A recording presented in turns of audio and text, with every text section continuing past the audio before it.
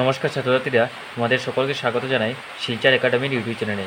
তো আজকে আমি তোমাদের সঙ্গে ক্লাস 10-এর গণিতের অনুশীলনী 1.3 কোয়েশ্চেন নম্বর 3টা সলভ করব। তো লাস্ট ক্লাসে আমি তোমাদের সঙ্গে এই কোয়েশ্চেন নম্বর 1 আর কোয়েশ্চেন নম্বর 2টা ডিসকাস করে নিয়েছি। হয়তো তোমরা করে প্র্যাকটিসও করেছো। আর কোয়েশ্চেন নম্বর 3 কথাও বলেছিলাম, এটা কোয়েশ্চেন নম্বর আর 1 আর 2-র মতোই সেম রুল, ঠিক আছে। যদি তোমরা প্র্যাকটিস করে থাকো তাহলে তো ভালোই। তো এখন আমরা কোয়েশ্চেন নাম্বার 3 1 2 3 এই তিনটা কোয়েশ্চেন আমরা এখানে সলিউশন প্রোভাইড করে দেব। পুরো কোয়েশ্চেন ডিটেলসে ডিসকাশন করব, তো তোমরা ভালো করে বুঝবে। তো প্রথমে কোয়েশ্চেন নাম্বার 3 যেটা প্রথম কোয়েশ্চেন হচ্ছে 1/√2। তো এটা আমরা প্রথমে সলভ করে নিই।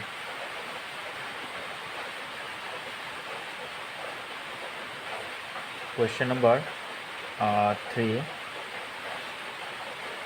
1/√2। তো এটা আমাদের সলভ করতে হবে। তো প্রশ্নে আমাদেরকে বলেছে যে এটা প্রমাণ করতে হবে যে এটা অপরিমেয় সংখ্যা। তো আমি আগেও বলেছি, যদি প্রমাণ করতে বলে যে অপরিমেয় সংখ্যা, তাহলে এটার বিপরীতটা আমাদের ধরে নিতে হবে। তো আমরা এটা মেনে নেব যে এটা পরিমেয় সংখ্যা। তাহলে প্রথমে লিখে নিই,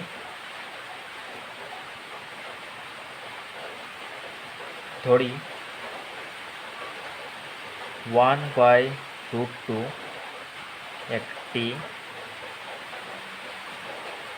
একটি কি পরিমেয় সংখ্যা, ঠিক আছে। তো এরকম আমাদেরকে মেনে নিতে হবে প্রথমে, ঠিক আছে। তো এখন পরিমেয় সংখ্যা যেটা আমাদের p/q আকারে প্রকাশ করতে হবে, তো এটা প্রকাশ করে নেব। তো এটা হচ্ছে 1/√2 = p/q। তো যেখানে এখানে তোমরা দেখতে পাচ্ছ যে p/q আমি নিয়েছি, তোমরা p/q-র জায়গায় a/b-ও নিতে পারো, ঠিক আছে, এটা কোনো সমস্যা নেই। তো এখানে p/q আকারে প্রকাশ করা মানে পরিমেয় সংখ্যা, যেটা আমাদের রুল, ঠিক আছে, যেটা আমি প্রথম লেকচারে আমি তোমাদেরকে ভালো করে বুঝিয়েছিলাম। যদি তোমরা এটা দেখোনি, তো তোমরা এটা আগে দেখে নাও, তাহলে এই লেকচারটা দেখতে তোমাদের বুঝতে সুবিধা হবে।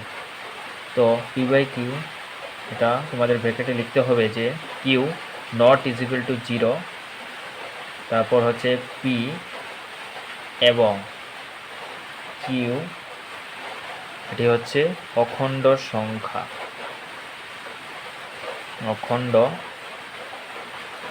সংখ্যা, ঠিক আছে। তো এটা তোমাদের ব্র্যাকেটে লিখতে হবে। তারপর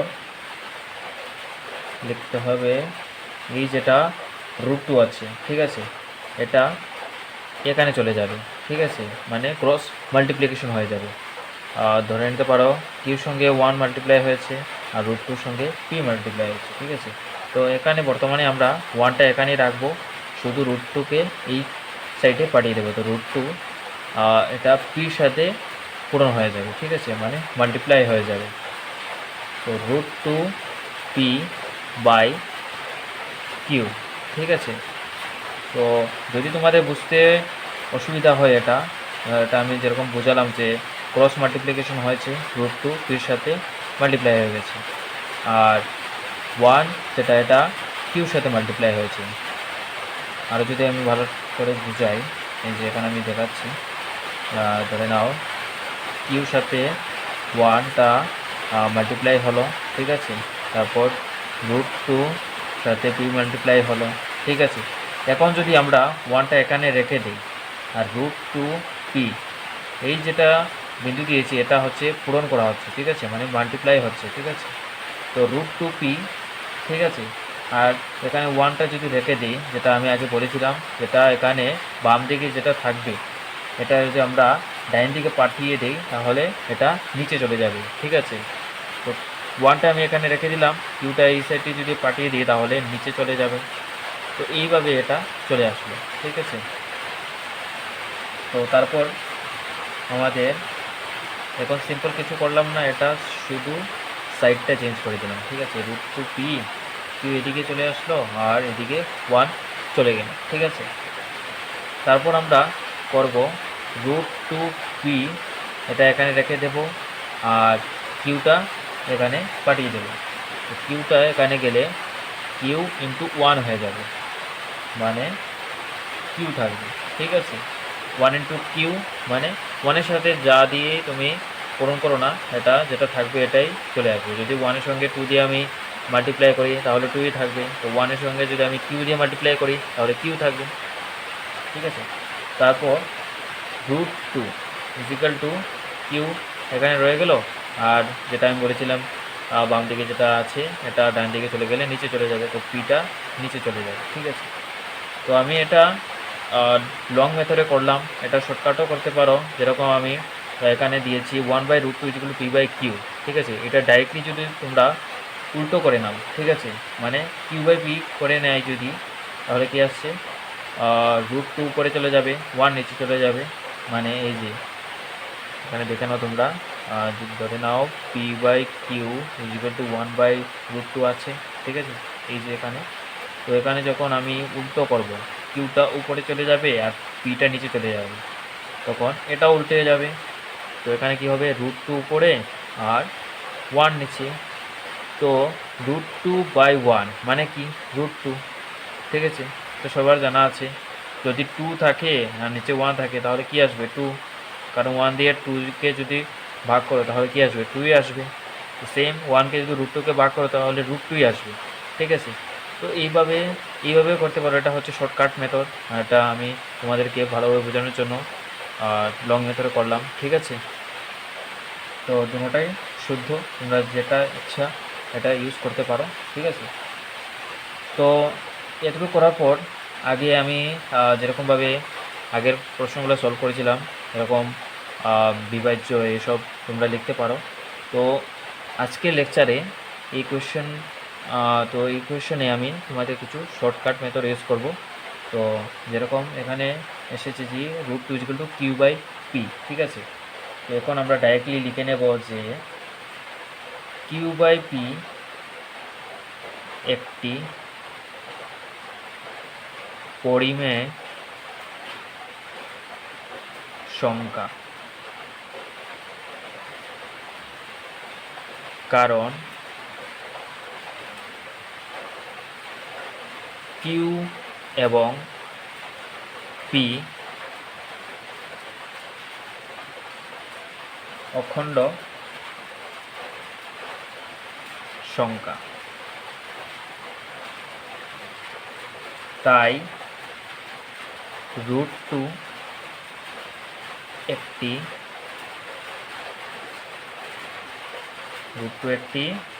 কি পরিমেয় সংখ্যা। ঠিক আছে, এটুকু তোমরা বুঝতে পারলে, √2 একটি পরিমেয় সংখ্যা হবে। ঠিক আছে, কিউ লিখেছি এখানে q/p, এই যে এটা q/p একটি পরিমেয় সংখ্যা, কারণ কিউ এবং পি এটা কি, এগুলো কি অখণ্ড সংখ্যা, তাই √2 কি হয়ে যাবে একটি পরিমেয় সংখ্যা হবে। ঠিক আছে, তো এখন আমরা নেক্সট পেজে চলে যাচ্ছি, আরও কিছু লিখতে হবে। এতটুকু লেখার পর √2 একটি পরিমেয় সংখ্যা হবে। ঠিক আছে, তারপর আমাদের লিখতে হবে যে কিন্তু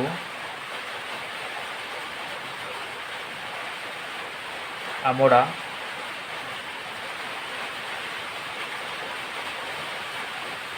জানি যে √2 একটি অপরিমেয় সংখ্যা। ঠিক আছে, আমরা জানি যে √2 একটি অপরিমেয় সংখ্যা, তাই আমাদের ধারণা সম্পূর্ণ ভুল। ঠিক আছে, আমরা জানি যে √2 একটি অপরিমেয় সংখ্যা, তাই আমরা এত যে করলাম এই ধারণাটা আমাদের সম্পূর্ণ ভুল, কারণ √2 একটি অপরিমেয় সংখ্যা। তো তার জন্য আমাদের 1/√2 একটি অপরিমেয় সংখ্যা হবে। ঠিক আছে, তো এটা হয়ে গেল আমাদের প্রমাণিত। ঠিক আছে, প্রমাণিত। তো ফাইনালি আমাদের কোশ্চেন নাম্বার 3-1টা আমাদের সলভ হয়ে গেল। তো নেক্সট কোশ্চেনটা হচ্ছে আমাদের কি দিয়েছে, 7√5। ঠিক আছে, তো সেম যে নিয়মে আমি করলাম এই নিয়মেই করতে হবে। তোমরা প্রথমে আগে নিজে করার চেষ্টা করবে, তারপর আমি যেটা সলভ করে দিচ্ছি এই সলিউশনটা দেখবে। ঠিক আছে, তো সেকেন্ড কোয়েশ্চেনটা হচ্ছে আমাদের কোয়েশ্চেন নাম্বার 2 হচ্ছে 7√5। এটা আমরা সলভ করব সেই আগের মতো। আর যেহেতু আমাদের বলেছে যে অপরিমেয় সংখ্যা প্রমাণ করতে হবে, তো আমাদের সেম আগের মতো বিপরীতটা ধরে নিতে হবে, যেটা হবে 7√5 একটি কি পরিমেয়ের সংখ্যা। তো ধরি 7√5 একটি পরিমেয় সংখ্যা। তারপর হবে 7√5 = p/q। ব্র্যাকেটে লিখতে হবে q not = 0, p এবং q অখণ্ড সংখ্যা। তো এটা তোমরা লিখবে, কারণ এটা না দিলে তোমাদের এক্সামে মার্কস পাবে না। ঠিক আছে, তো তারপর লিখবো √5 = তো তাহলে এখানে হচ্ছে √5 = p/7q, মানে √5টা এখানে রয়ে গেল আর 7টা রাইট সাইডে পাঠিয়ে দিলাম। তো রাইট সাইডে চলে গেলে এটা নিচে চলে যাবে, তো p/7q হয়ে গেল। তো এখন সেম আগের মতোই আমরা সলভ করব, যেটা হচ্ছে অতএব p/7q এটা কি একটি পরিমেয় সংখ্যা, কারণ 7p এবং কি আছে q, এইগুলো কি, এইগুলো অখণ্ড সংখ্যা, এগুলো অখণ্ড সংখ্যা। তাই √5 একটি পরিমেয়, √5 একটি পরিমেয় সংখ্যা। ঠিক আছে, এটুকু তোমরা হয়তো বুঝে গেছো পরিমেয় সংখ্যা হবে। তারপর লাস্ট যেটা আমাদের রয়েছে এটা হচ্ছে কিন্তু আমরা জানি যে কি √5 একটি অপরিমেয় সংখ্যা।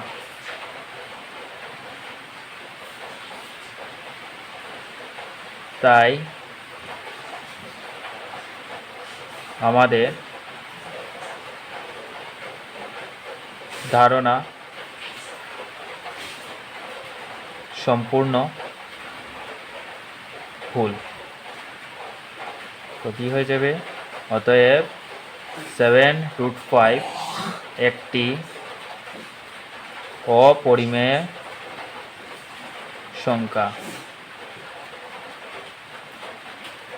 তো এটাও আমাদের কোয়েশ্চন আমাদের প্রমাণিত হয়ে গেল।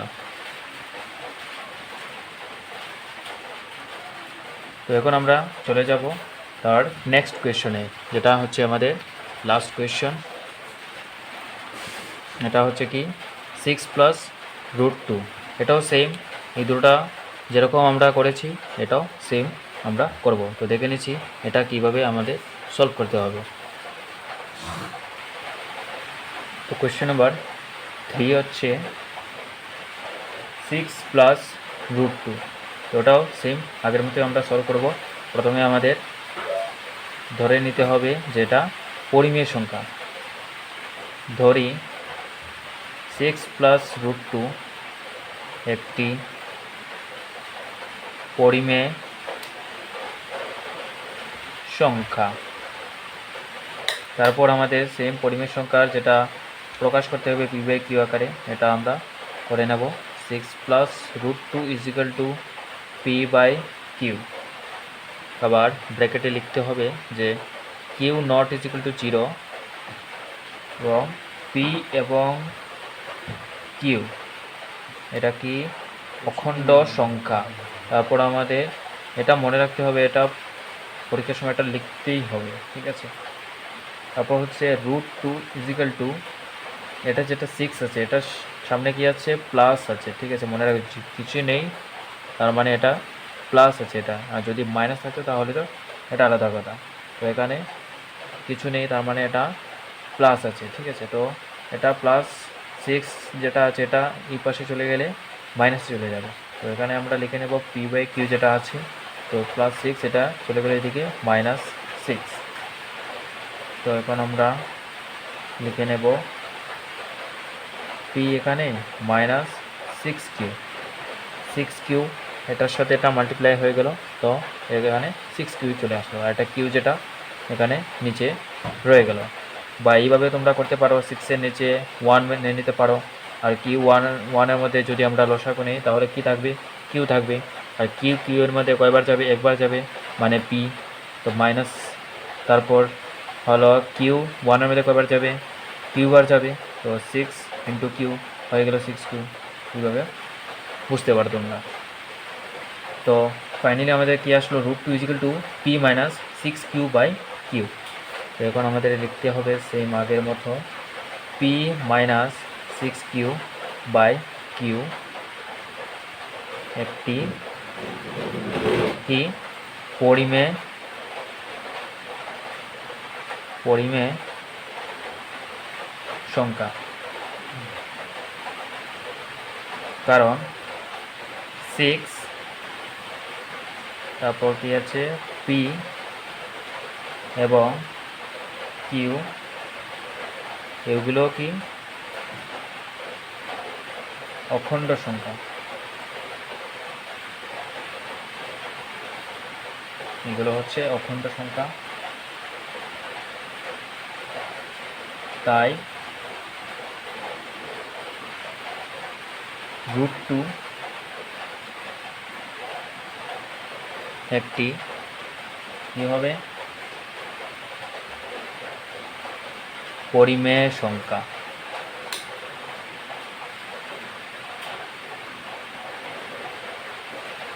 তারপর লাস্ট যেটা আমাদের লাইন হচ্ছে এটা হচ্ছে কিন্তু আমরা জানি যে √2 একটি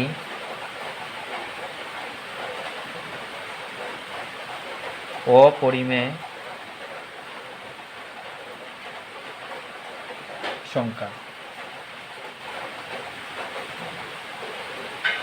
তাই আমাদের ধারণা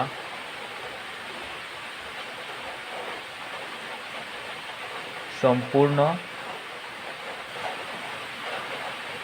ভুল।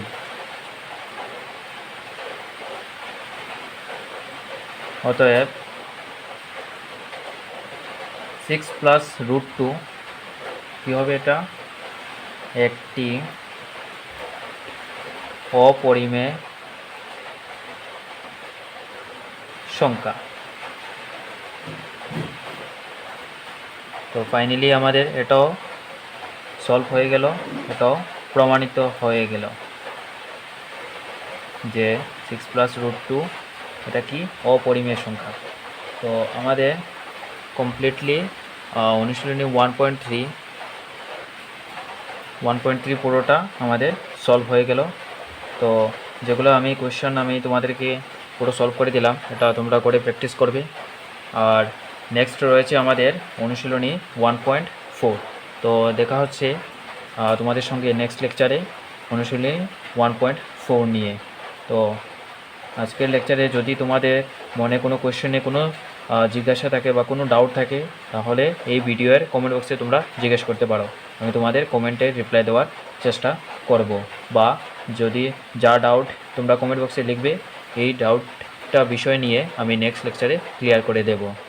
তো আজকের লেকচার এই পর্যন্তই। দেখা হচ্ছে তোমাদের সঙ্গে নেক্সট লেকচারে।